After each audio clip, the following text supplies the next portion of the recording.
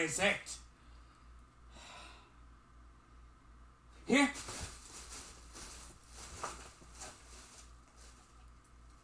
No. I thought I remembered. No idea. Didn't think I would need it. But it's here. It has to be. It's here. And now that one's mine. No.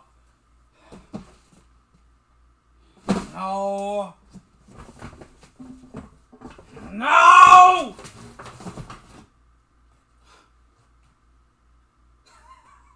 The arrogant way. Every 12 months we will come together as a community. Become stronger together. What? Horseshit. Silly, superstitious trash. And this is why I'm down here?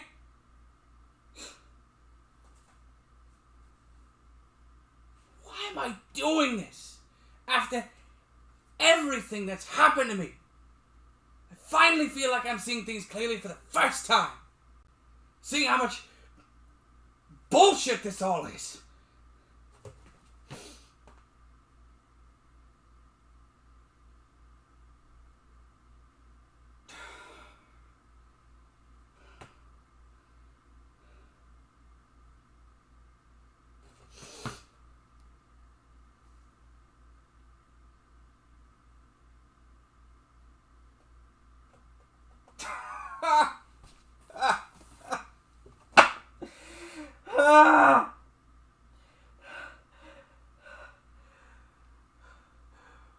But if they're right, I'd be dooming him. I need to do this. I need to find it. Wherever it's been stored away. It never crossed my mind that I would need it myself, but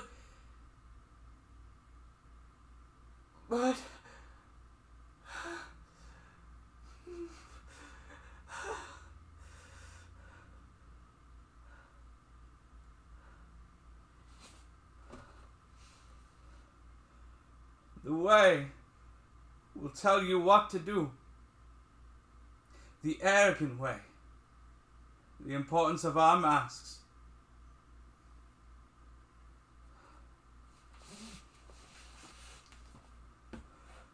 One. On the final day of August, every year, we will come together as a community to celebrate the new children brought into our world. We will become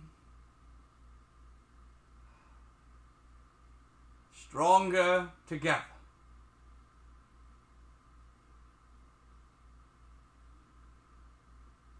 The parents of these new children will join together first.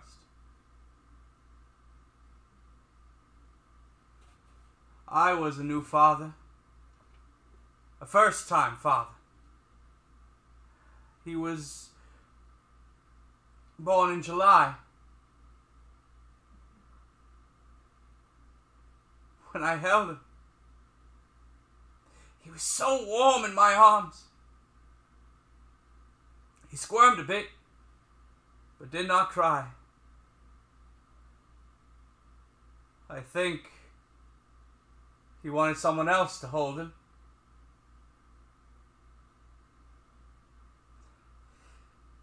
In that moment, I should have felt only joy. But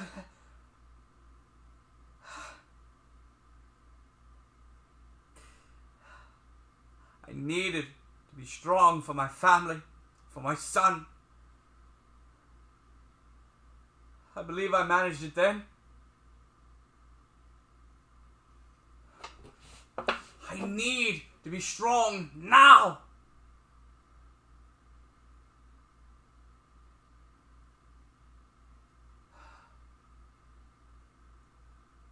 I don't see how I can.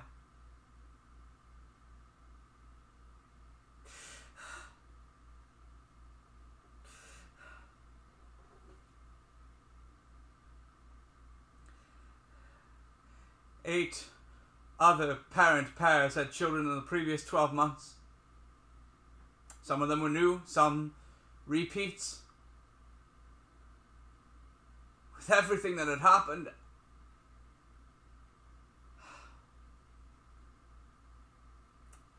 like any new parent, I felt overwhelmed. I asked the repeat parents for any advice. They were nice enough, gave me advice that I had already heard countless times over. Even with my whole situation having changed, the advice did not feel any different than before. These repeat parents, like everyone else in the village, I suppose, knew my situation, what had happened. They didn't seem all too helpful because of that. I still do not know if it was pity or paranoia that seemed to keep them at arm's distance. But something did. With nothing helpful from the repeat parents, I moved on, spoke with 2 of the new fathers. But they seemed to be in a similar boat to myself. Overwhelmed. Unsure of what happens next. How they were going to handle this new bundle of responsibility. They,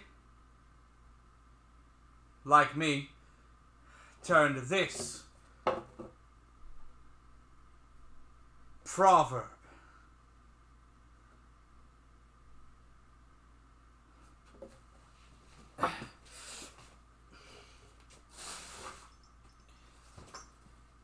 Two, the pilgrimage.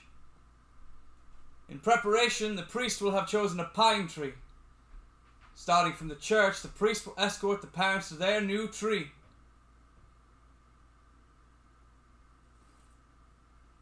They'll walk through the woods. I walked with him through those woods. He was 6 years old. My son questioned everything he saw. Wanted to know what everything was. What it did, what it was used for. What it ate. I felt such joy being able to teach him everything I could about the world. I am a baker through family, practice, and at heart. Never considered being a teacher. But that morning, getting to teach him how to see the world, how everything fit together, was a wonderful feeling.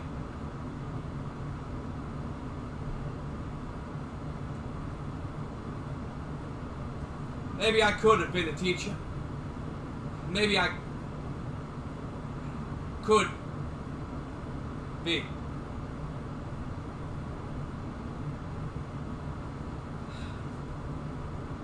He did ask questions I wasn't prepared to answer, mostly due to his age. And even skirting around those topics filled me with such joy. Knowing I'd get to have those discussions with him someday. Continue to shape his world.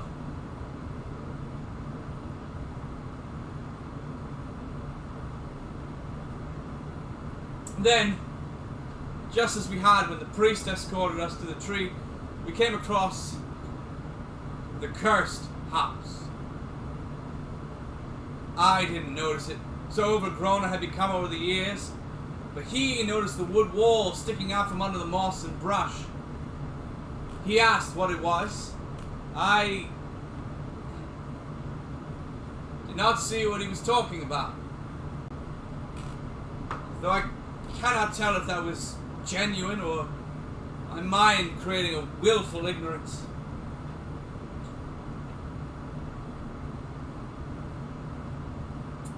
He I had to point it out.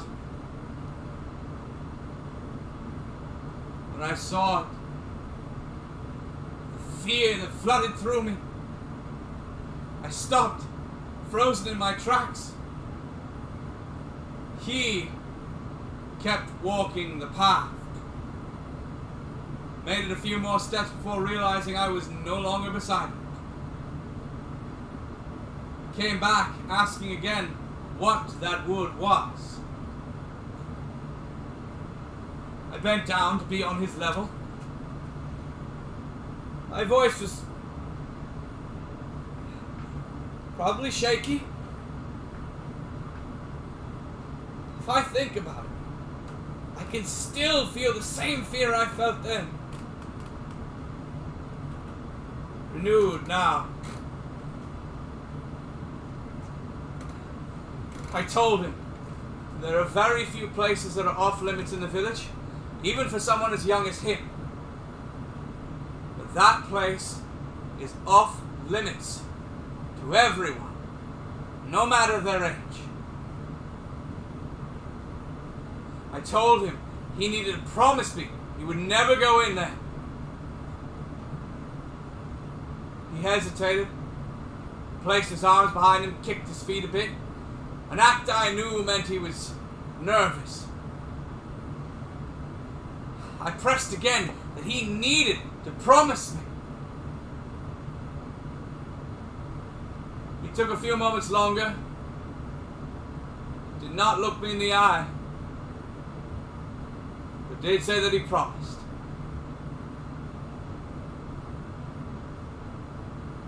Okay.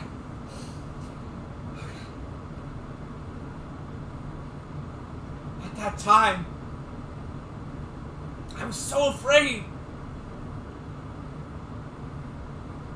I thought that was acceptable.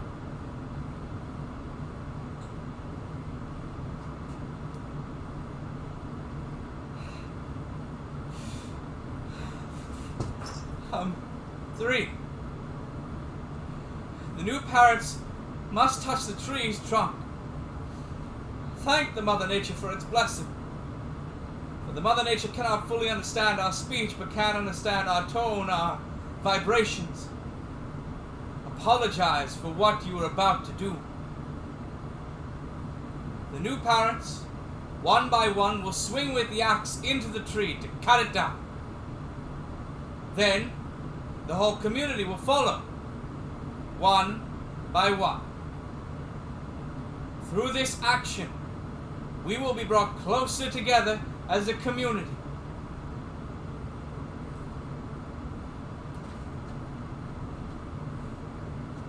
I have been part of this ritual both before and after my son's birth.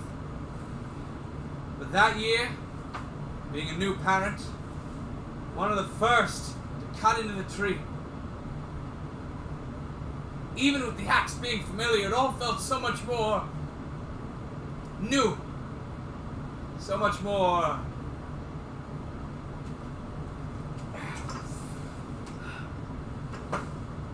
powerful.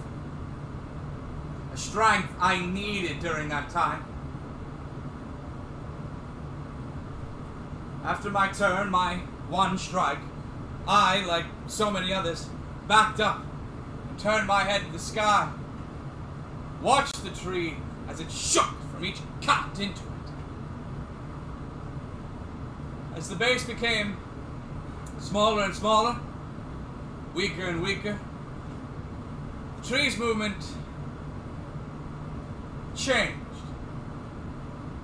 It didn't just shake.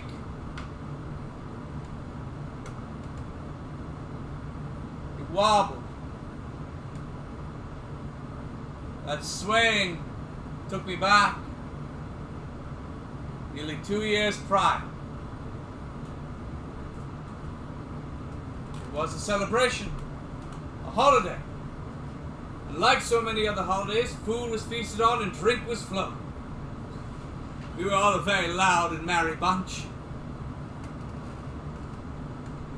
Then I saw her, Jezebel. We had already been teasing one another for some time before that. But in the fire's light, the dance she was doing. She was even more beautiful. I joined her. We danced together. At first in a raucous manner, then a more slow one.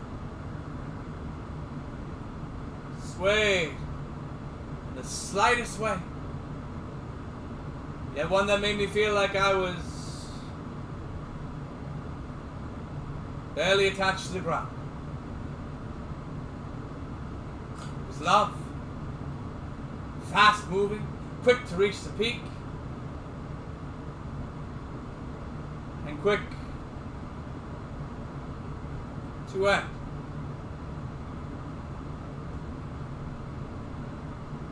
In less than a year, our love bore a child, my son.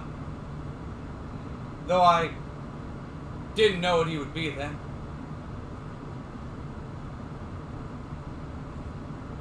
But I certainly wished.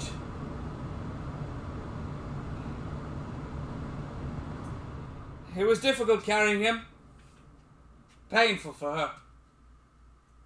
The priests were able to help her through it all. But then my son was born and she was...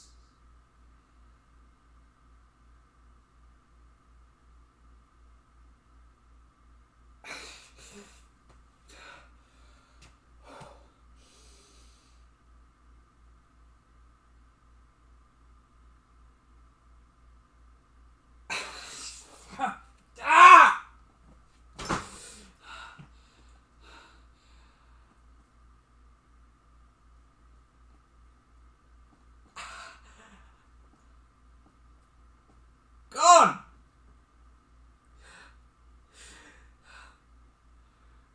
She was gone.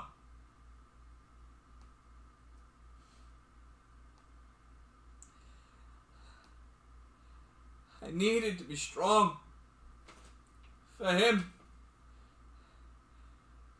but I could not bring myself to search for her mask. One of her family members grew tired of waiting for me to do it, came over and found it himself. I attended her body's exhibition and burial, but did not speak. Couldn't. Her family did all that as well. I wished my own could be like that. For his sake.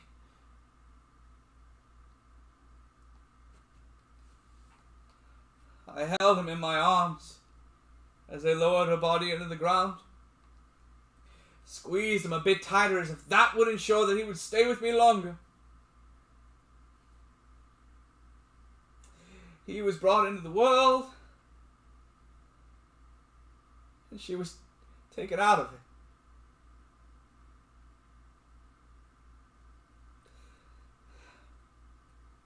I held my son after his birth. In that moment, I should have felt only joy. But my anguish was mixed into that pot of emotions.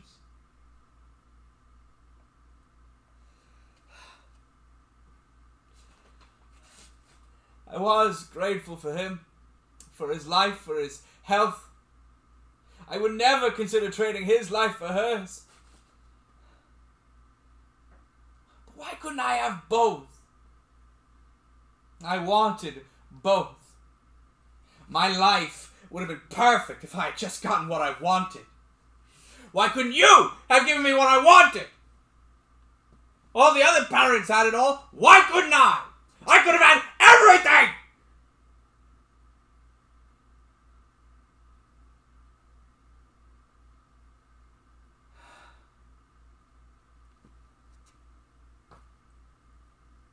Everything.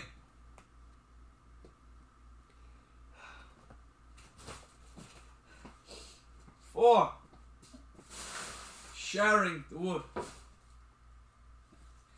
Using extreme care and precision, the priest will evenly divvy up the wood from the tree so that everyone's mask is equal.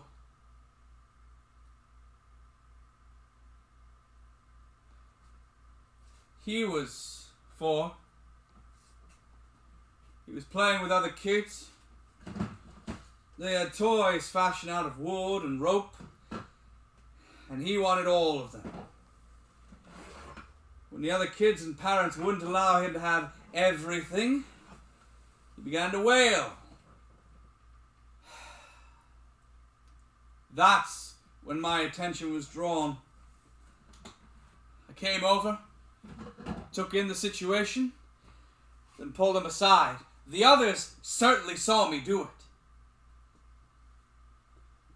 When I got him out of earshot, I spun him around, got his side of the story. He confirmed what the others had already said. He wanted all of the toys. I guess one of the other fathers had approached around that time. I didn't notice him. I explained to my son that he can't have everything. He must learn to accept what little he may get, to share equally.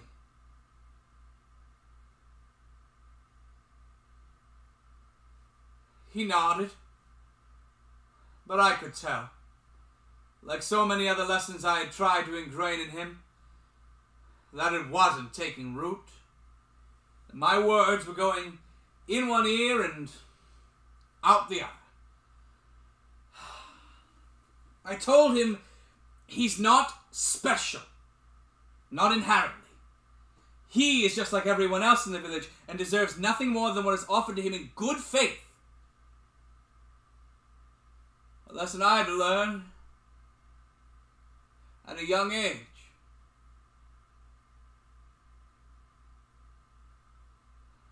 I hope the more realistic message, though a bit direct and rude, would get through to him. I have no idea if it did, but I asked him if he understood me. He said yes.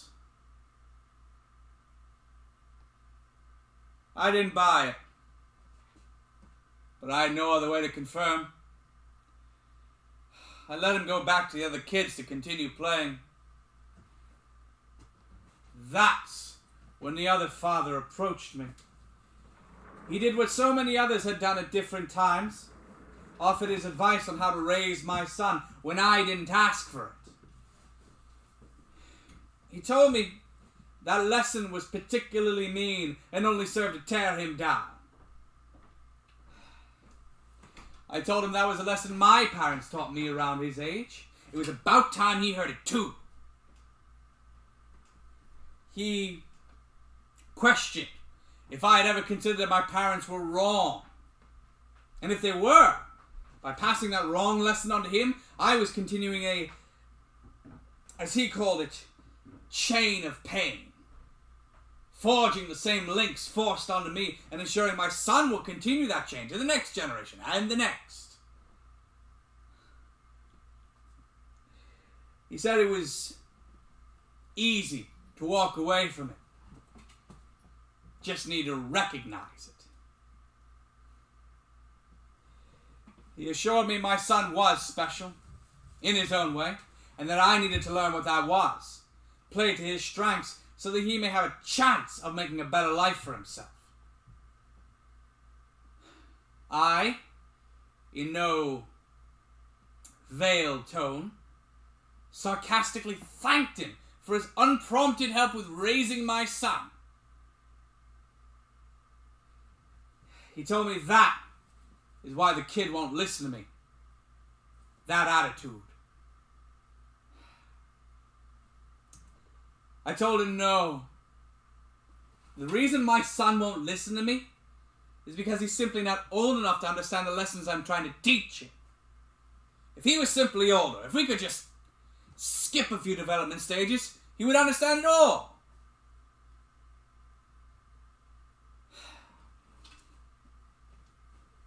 That was a bit harsh, what I had said. I stated I know it's not possible, that these are all necessary steps on the path, but I was admittedly worn down by these early stages. Just wanted to move on to later ones. The other father still did not speak. I turned back to him, expecting to see him amazed by my logic. Instead, he looked stunned, disbelieving. He said something I didn't understand. Still don't. It was nonsense, like most of what he had said before. Maybe it all made sense in his addled brain, but not to me. He told me my son was being leeched. My son had always been healthy. We never needed to use leeches. Assumption on his end. Or, like I said, an addled brain that one had.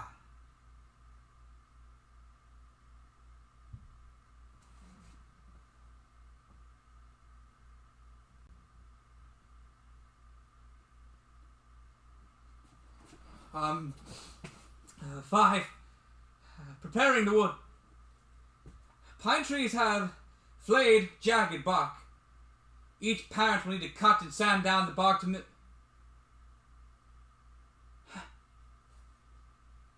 make sure it works best in our community.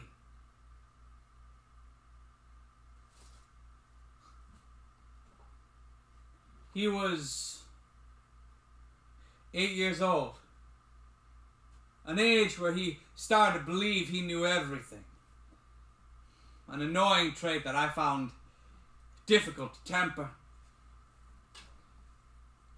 Our village, our community, is small but strong and growing. Everything we need is inside the boundaries of our village. We do not go outside of it, nor speak with others. He knew that. I had told him many times. But at that age, he began to act like a brat. Defiant. One evening, he was late. He was supposed to come home before the sun started to set. The golden hour was already upon us, and he still was not home. With little choice, I prepared a lantern and headed out. I had an idea of where he may have been, somewhere I had caught him before, just outside the northern skirts of the village. I hadn't been able to figure out what was drawing him out there, but by even towing out of the village boundaries, he was disobeying me. As I approached the edge, I found him heading back towards home. In an effort to learn more, I made a quick decision to not give him the earful that I'd given him before, and that he so deserved now, to perhaps carefully pry into what he has been doing out here. I joined him, and he clearly expected me to be angry. He clammed up as I put on my best voice to try to hide my anger. I asked him, what's got him so interested in this part of the village? Putting in a lot of effort to feign interest. He didn't take the bait immediately. So, next tactic. I stopped and looked around.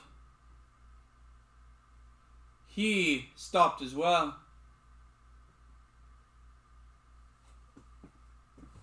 I asked who that person was back where he had just come from. I didn't see anyone, but I suspected. He stood up stiff. Kept looking around, trying to see what I had just lied about.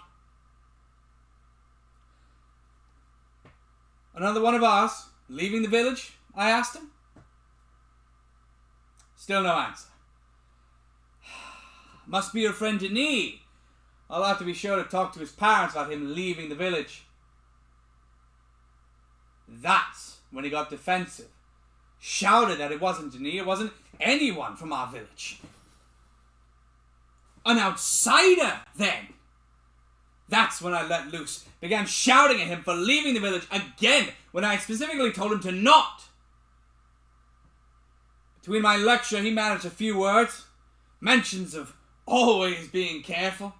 An accusation that just because I was afraid didn't mean that he was. But in the end, I dragged him back home and he was sent to his room for the evening with no supper. If he was to be a proper citizen of our village, he would need to be shaped. A difficult thing to do when he believed he knew more than me.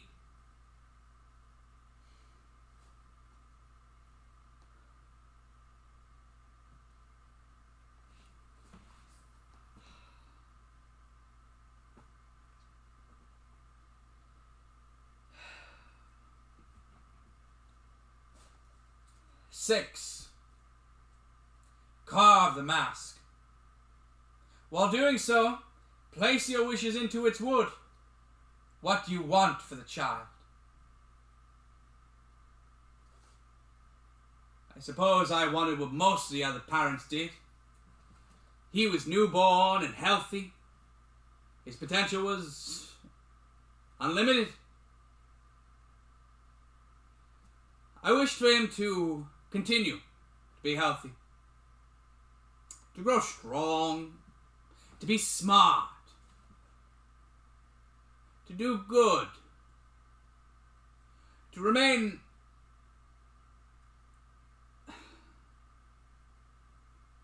honest,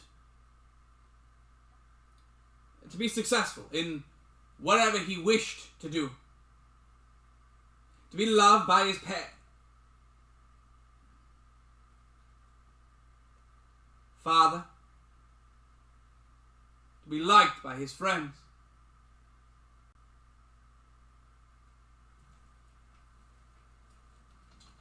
I wished for him to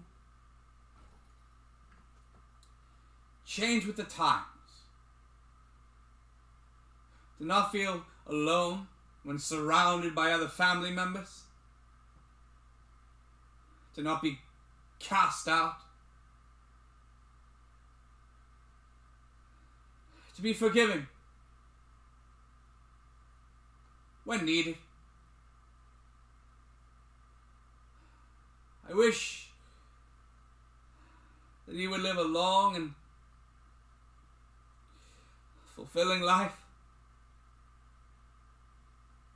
I wish that his mother was still there to hold him. I wish we could grow strong together.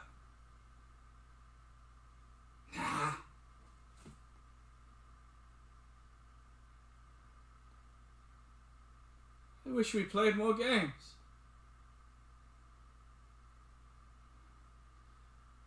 I wish I saw him smile more.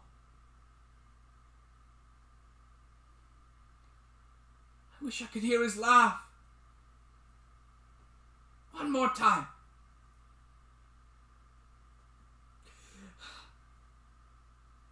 I wish I could hold him tightly.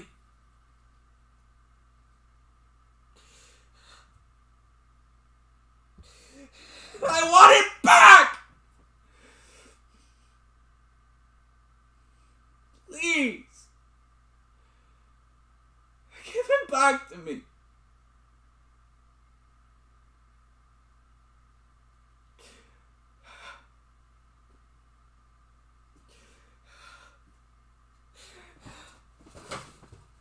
Seven, cherish and treasure the mask. pass it down to them when they are of age, or use it if they do not.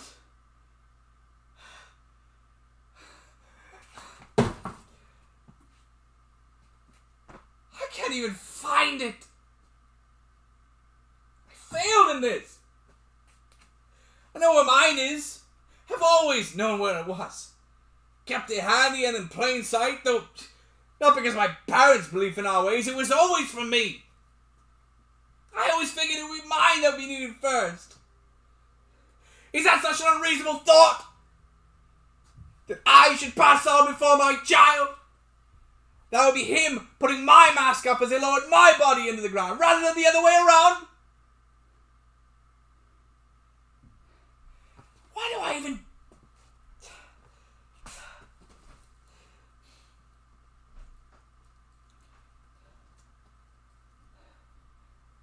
Because of that thought, I never really kept close track of his. I always figured I would put in the proper search when he was of age. And I would pass it to him. He definitely knew of our ways, what would happen in the years to come. I had told him how he would need to carve masks for any children that he'd had, and I certainly believed he would get the opportunity to have more than one child. I just wanted him to have more than I ever did. A better connection with his family. A better childhood than I got. Live a life more in line with what I wished I had got.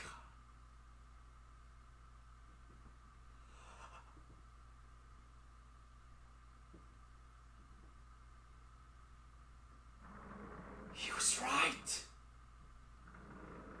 My son was being leached. Damn!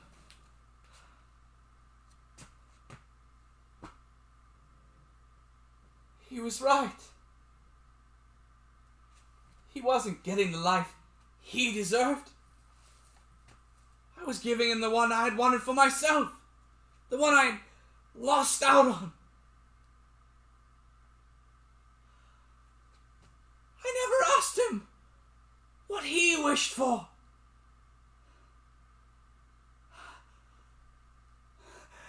I'm so sorry.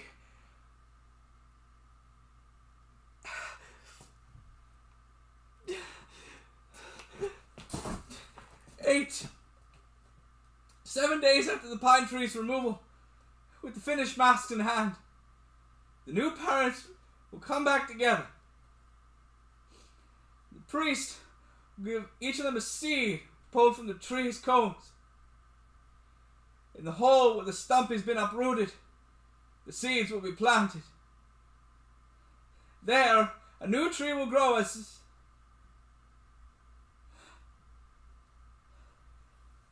a new generation comes of age in our community.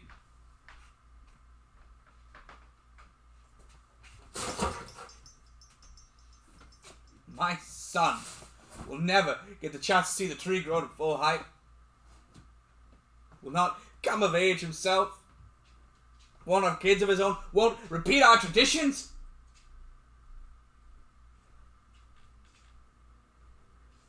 The tree is still young. Maybe I should tear it down.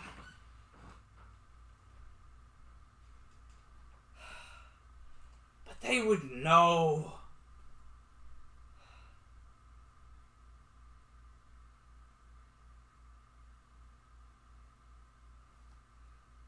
He was laid up in bed. Had been severely ill for almost a month. The priests did what they could. All that they could. But nothing seemed to lead him on the path of recovery. I couldn't believe it. I was watching her death. All over again.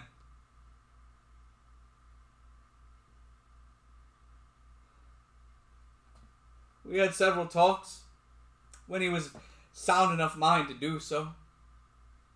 What we were going to do when he got better, how we would celebrate, take more walks, do things we should have done far more often. Visit his mother's resting place.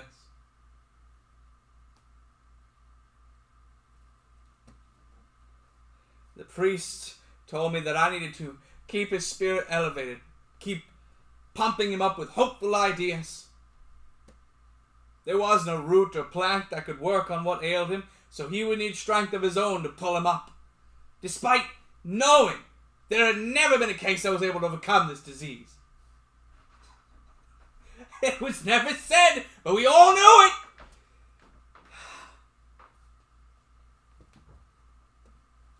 It wasn't a disease of sickness. It was a disease of the soul. One that created bouts of delirium, long times where you would see something of somebody who wasn't there. Take part in conversations that weren't actually happening.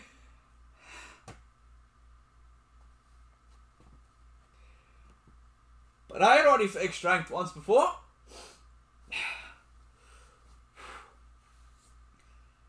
I could do it again. And so we talked. When he could.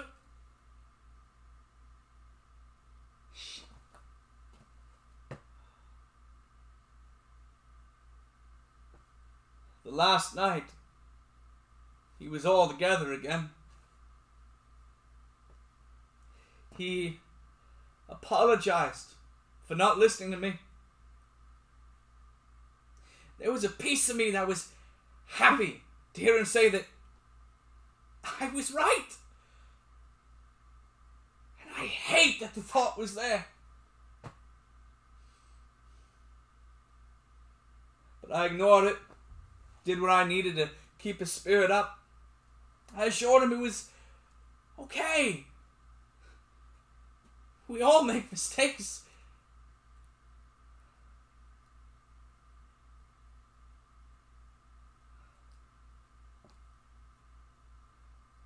I told him of how I had made a mistake with my parents. It created such a storm between us. We did not talk for years. It was only later, as my mother was passing, that I was able to make amends with my father. Realized the whole thing was caused by a misunderstanding. One misspoken word and everything had fallen apart. But then, we knew the reality of the situation. That there really was no one to blame. Just a mistake.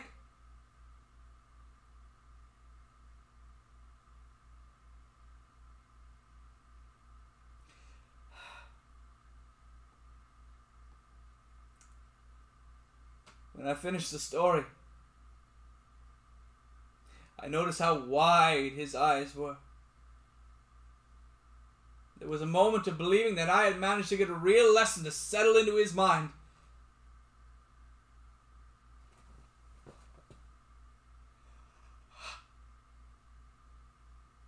But his eyes did not move. His chest no longer rose. Frozen. I couldn't move. This couldn't be happening. This couldn't have happened. I called for the priest in the house, me still sitting in the chair by his bed. I couldn't bring myself to touch him. Logically, I want to say it was because I didn't want to interfere with whatever procedure they may have tried next. But I was not thinking at all in that moment. There was no logic, only terror. An insane hope that if I didn't move, this somehow would not be real.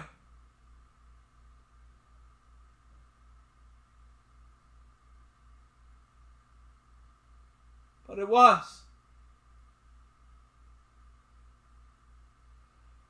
The priest came in a hurry,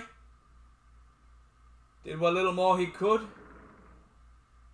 then announced his death. My son was 9 years old.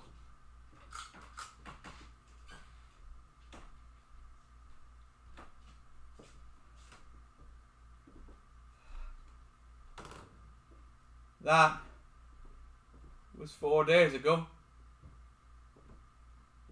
His body has been exhibited for 3, as per tradition. Today, they are to lower his body into the ground and bury him. And I need his mask to ensure that his soul can leave it and find its way towards the stars. But I just can't!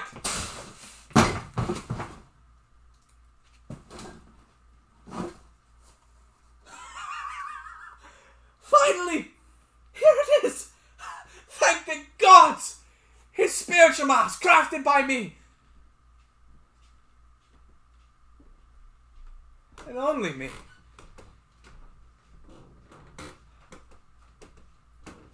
So that a soul may leave his body and find its way towards the zenith above.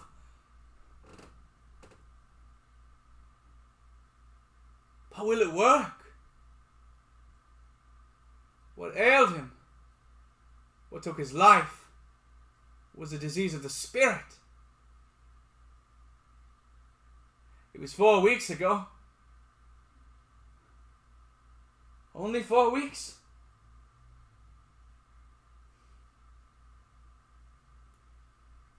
The sun was setting. He still had not returned home.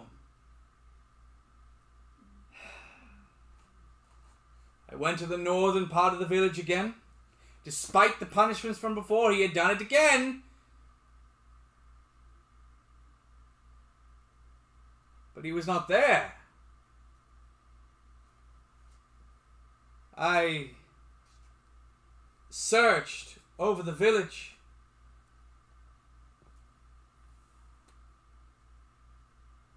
In the final moments of light, I found him.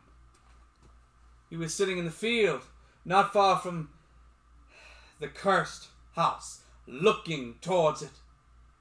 I saw the wood wall sticking out from under the moss and ferns.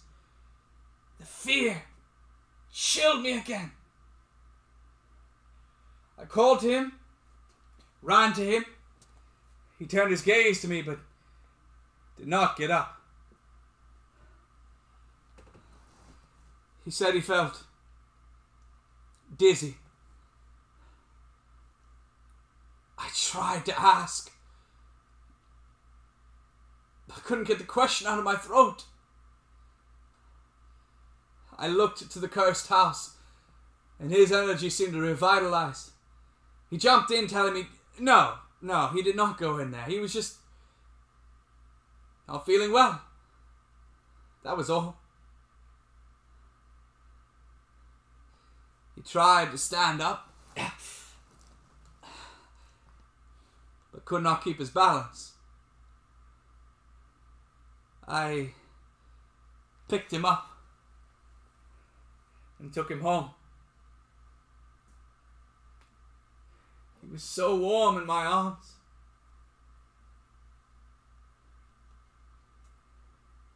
The next morning he seemed fine. Went about as usual. But over the next few days, getting out of bed seemed to get harder and harder. It all seemed to work in cycles. For 20 minutes you would feel dizzy, shaky, ill. Then, when those 20 were up, he would come back, be totally fine, as if nothing had happened.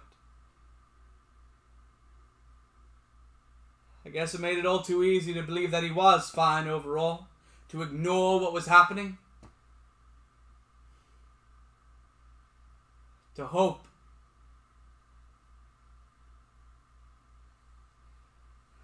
Two weeks in, he couldn't get out of bed anymore. And that was during the good cycles. I had to get the priests. By then, I suppose I knew it. But after they examined him, spoke with him, he finally admitted, slowly,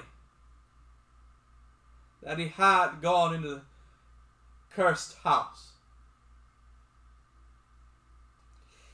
The damn thing that would kill him!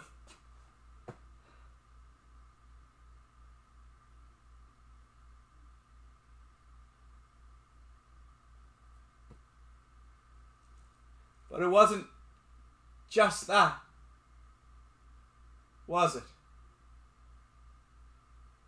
It was my desperate attempts to shelter him, to make him a good community member, to shape him to be just like me. Wasn't it? His life was being stolen long before the disease ever could. That's why he became defiant. Why he wandered outside the village, spoke with outsiders, and believed that nothing would happen to him if he went into that house.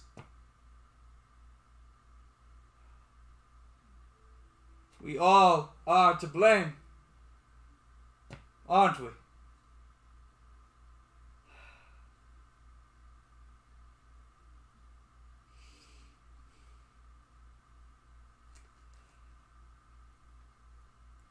I am to blame.